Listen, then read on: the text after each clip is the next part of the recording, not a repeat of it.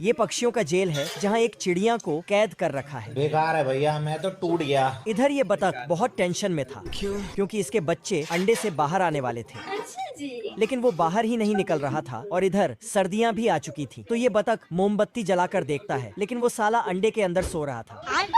और इधर सारे के सारे पक्षी माइग्रेशन के लिए निकल गए थे। फिर बर्फ बारिश भी होने लगता है, लेकिन वो नालायक अंडे से बाहर ही नहीं निकलता है। अबे किधर है? तो ये बतख अंडे में माचिस का तीली जला देता है। फिर तो ये चलो 1 2 3 भागो। आजा आजा। और फाइनली ये बतख फैमिली भी माइग्रेशन के लिए निकल जाते हैं। लेवल सबके निकलेंगे। और कुछ ही देर में गर्मी वाले इलाके में पहुंच जाता है। कमेंट में बताओ कौन सी लाइन सबसे